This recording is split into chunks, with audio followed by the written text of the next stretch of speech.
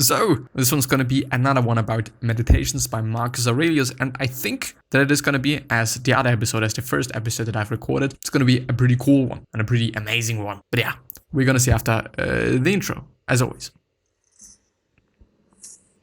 And you have already seen like the book per se as such, which is not as it should be quite. But yeah, anyway, with that being said, hello, welcome back to the next episode of the Self-Development with Tactics podcast. I'm pretty happy to be here. I'm pretty happy to record this episode. I'm pretty happy to talk about that. Also because it gives me some time and space away from just all this cool stuff, which is pretty nice. I know, besides the fact that I should go outside, and I think I'm probably going to do this today as well. A little bit cycling should be fine. And yeah, so book 7. The measure of a man is the worth of the things he cares about, which are, by the way, belief in. Those who are affected by outward circumstances will always find something to complain about. Every moment provides us with opportunities to exercise the virtues of neighborliness, and thought. Nothing is new or unmanageable. Everything is familiar and serviceable. To live each day as if it were your last, without speeding up or slowing down or pretending to be other than what you are. This is perfection of character. Without speeding up or slowing down or pretending to be other than who you are or what you are. It sounds great. It sounds good. It sounds like just, I don't know, being you and not trying to make things faster or slower as they are, but just living as it is. This is what I'm seeing. Yeah, I think this is what I'm exactly seeing there. To live each day as if it were your last, and I've already read that, motherfucker. How ridiculous not to avoid wronging others, which I have the power to do, while wishing to avoid being wronged by others whose actions are beyond my control. Yeah. When you have done something well and someone else has benefited from it, why do you crave yet a third reward, to be thanked or to be repaid? Yes. Someone else has benefited from it. Yeah.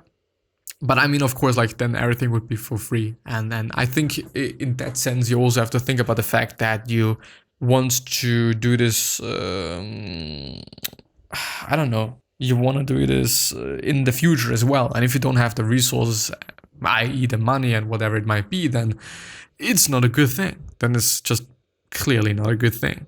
Book 8. Refuse to approve ideas that are false or foggy. Direct your energies only to the common good. Don't go looking for equality in individual cases. Make your comparison by examining large samples and total outcomes. Don't look for equality in individual cases. I don't know. I think as I'm thinking about him being an emperor, it makes sense. Because you can't really care that much about individual cases if you're just trying to lead a whole country. A pretty big country. And it's not going to work out quite. But you can really indeed just have a look at the whole large samples, large groups, large things that have happened and whatnot to make good decisions, quote unquote good decisions. No one should ever hear you complaining about palace life. No one, not even your own ears. Not even your mind, I would say. Not even thinking, well, if you think about it, it is what it is, but the thing is, and this hair pisses me off quite a bit. Does this work? Yeah, quite. Life is good. Life in the end is really good. Of course, there's a lot of things that are wrong, a lot of things that should not be the case, a lot of things that we can do wrong and whatnot. But in the end, as a full thing, it is something pretty amazing, especially when you're in a place as I am. Then I don't know, there's really nothing to complain about. If you're having everything, everything that you need to survive and everything that you kind of need to, be happy. But sometimes we are self-destructive. We are just doing things that are not really smart and which makes life more difficult than it has to be, I guess. And yeah.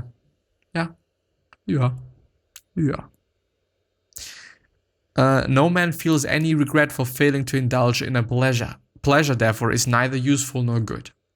I don't know, there has to be a little bit of pleasure, I guess. Without any pleasure, then I don't know if you're just able to go forward without pleasure. If you're just only doing things that are without pleasure, quite.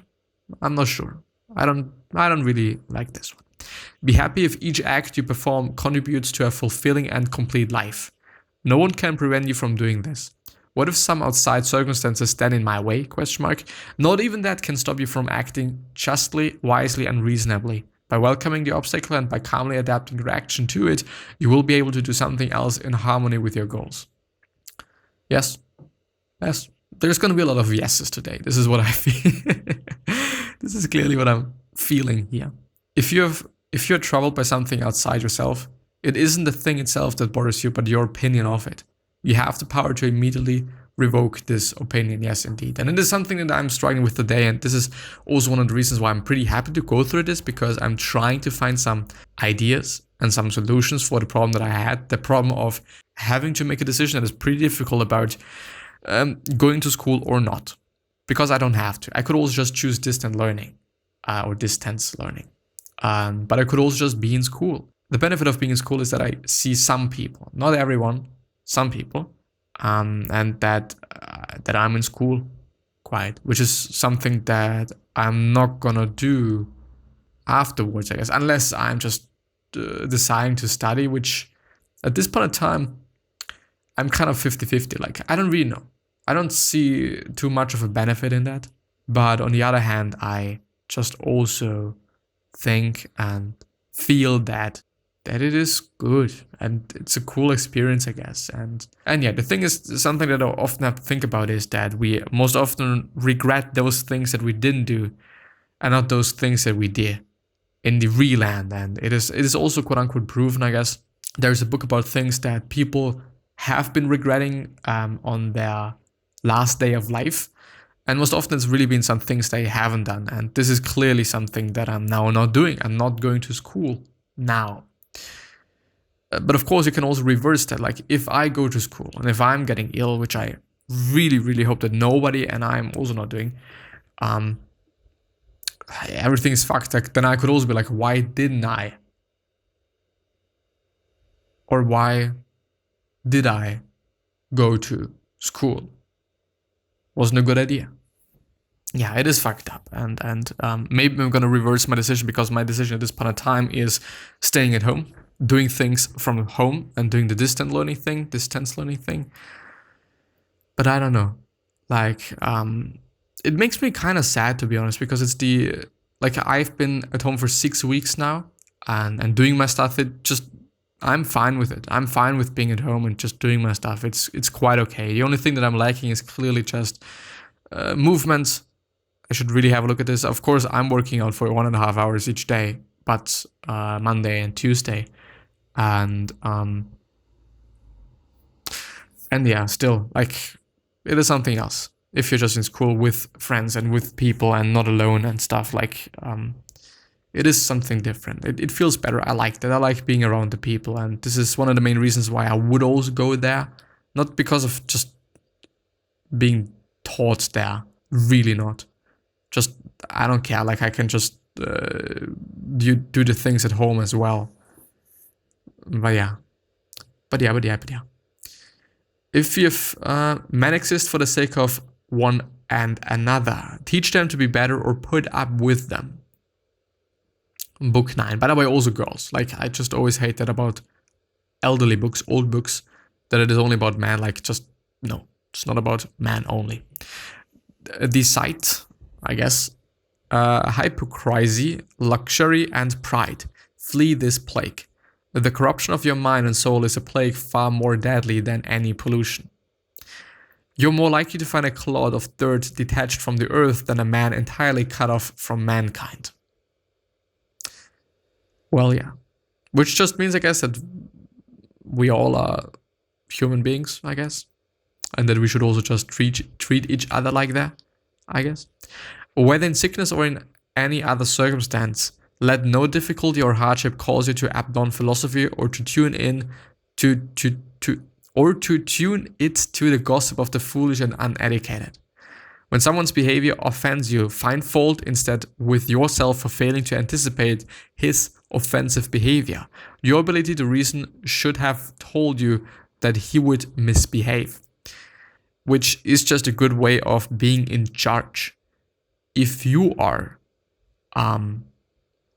If you're seeking fault in other people, then you're just giving them the power to do something about it. They are in charge. They can do something about it. But if you just give yourself the fault, and if you are just taking the responsibility, then you can change something, which is a good thing, ultimately.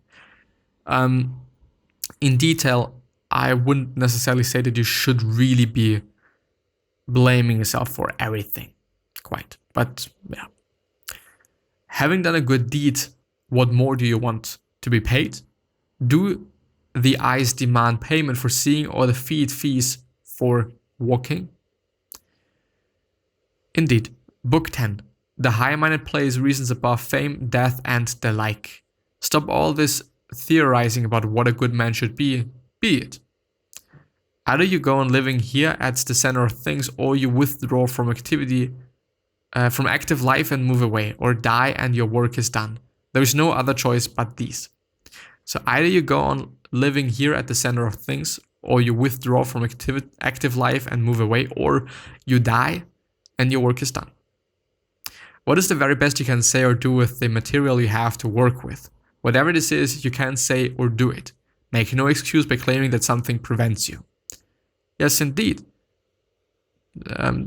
Yeah.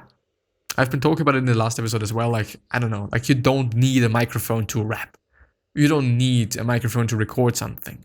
You don't need, I don't know, you don't need a camera. You can also use your phone for making good photographs. If you're good with that, then you're gonna also be good with the camera. If you're not good with the camera, you're not gonna be good with your phone. Quite, you know? And also with, I don't know, drawing on an iPad, of course, there are benefits and there's good sides about that, but it's not ultimately gonna make you a better drawer. If you can draw by hand on the piece of paper very well, then you're probably also going to be good on the iPad. But also if you're not good with pen and paper, then you're probably not good on the iPad. Quite. Book 11. The rational mind looks at and delves into itself, molds itself to its own liking, and enjoys the fruit it bears, unlike the fruit of plants which are harvested by others. The rational mind is honest and modest at the same time, as prizing itself above everything else. Have I acted unselfishly? Then I have benefited. Hold fast to this thought and keep up the good work. No situation is better suited for the practice of philosophy than the one you're in now. Yes, indeed. Yes, indeed. I mean, like, there's always something to be smart about. There's always something to complain about. There's always something to be unhappy about. But what if I just... I mean, I could also flip a coin. The problem is I just really want to mitigate the risk of me not being able to take my A-levels. I just constantly have to think about it. It's like, it's a really problem for me. I hate making decisions so much because probably because I'm having a bad framework and I'm just seeing too many options and seeing too many variables and seeing too many parameters that could kind of influence my decision in the future, which is not making it very easy and nor easier. On the other hand, like, I don't know. It's a difficult thing, but ultimately what I gotta have to say is that life is indeed good, and I should keep that in mind, and I should keep that in front of me, and I should keep that in front of my eyes, so that I'm gonna see the good. Because of course there's a lot of bad, and I can just focus on the bad, and I can see the bad, and I can only see the bad, but I can also decide to just see the good itself and work with that and live with that, and yeah. Because if I'm in school or not, then I can still call the people, and I'm very, very grateful for that I'm able to talk to some people, and that I'm able to that I'm actually having someone to talk to. Like, it is an amazing thing. I really appreciate that. So shout out to all my boys, girls, but more or less boys. Let's see, where have I stopped? A situation is better suited for the practice of philosophy. A man cuts himself off from others, not realizing that he is cutting himself off from the whole of civilized society. Frequent separation makes it increasingly difficult for the severed part to rejoin the whole and regain its original vigor. The branches it's grafted on after being broken off belongs to the tree but doesn't share its thoughts. Stand guard in both respects. Be tough-minded in thought and action while being gentle to those who oppose or annoy you. This is a good framework. Just being a nice person. I don't know. I think it is good, but being tough-minded. I also like that. Tough. It is as much as weakness to become harsh as it is to shrink from action and relent out of fear. Both abandon their posts, the one who panics, the other who is estranged from a natural brother and friend. The soul remains a perfect sphere when it neither pushes out after something nor shrinks back into itself. Like, there's a few things that just don't get, that are just really like, could mean everything indeed, as this one is.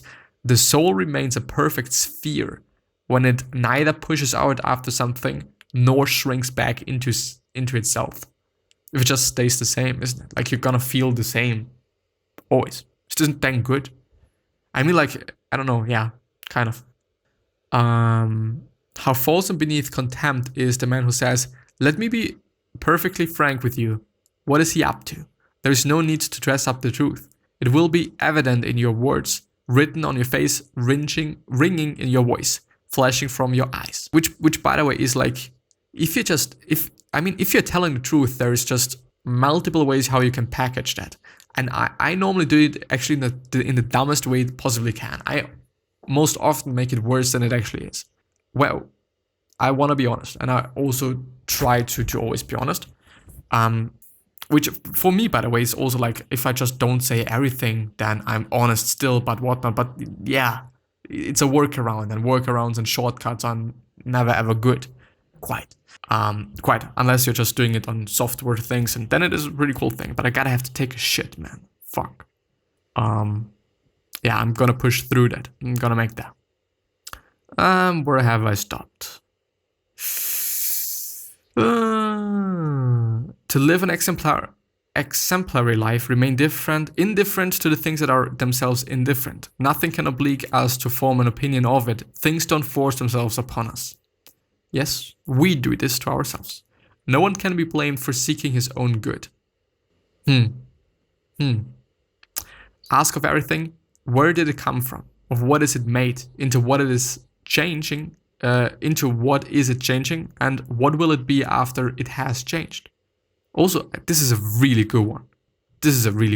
I'm very sorry that I'm a little bit faster, but I really gotta have to take a shit and everything hurts at this point in time. But I want to push through it. I want to just finish up with this one. It isn't what others do that troubles you. You're bothered by your opinion of what they do. Rid yourself of those opinions and your troubles will go away. Remind yourself that you aren't disgraced by others, by what others do. Yes, just is about our interpretation of those things that just happen. There's always like, situation, us, how we feel. Or trigger us, how we feel. Shun temptations of the mind by saying to yourself, this is an ideal speculation, this isn't what I really think, and this will lower my estimation of myself. Except in the case of those things they hold in common, most people cannot agree on a definition of what is good. For this reason, it makes sense to aim at the common good, the well-being of society as a whole. He who strives to achieve this aim in life will be consistent in his behavior and therefore one and the same person throughout his life. Which is not necessarily something good. Unless you're a good person, then it is good. You can't master the art of reading and writing until you have studied them. This applies even more to those who would master the art of living. If you don't live, you can't. Good. Actually, good thought. Really good thought. Gotta highlight that. Book 12. I marvel at how men love themselves more than others, while at the same time caring more about what others think of them than what they think of themselves. This is such an amazing one. I've seen that and heard that and read that before, but it's still good.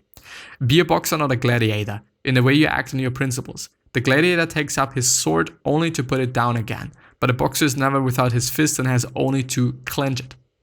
Only a fool or stranger on this planet will be surprised by anything in his life.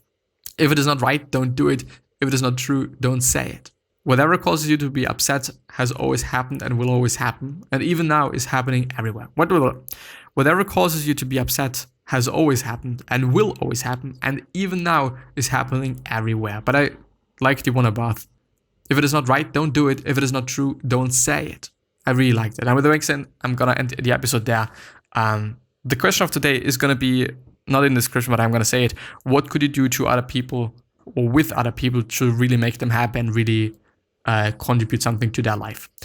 With that being said, I wish you the best health, happiness, and also success, and also hope that you're going to remind yourself and you're going to be remembered. It means your legacy basically means just being a nice person, then being remembered as a nice person. The other question that I'm having you are, why are you here? What are you trying to change? And what is bothering you the most? These 3 questions are pretty important because they can show you your purpose and maybe even a business idea. And with that being said, I'm going to see you the next time. Bye-bye.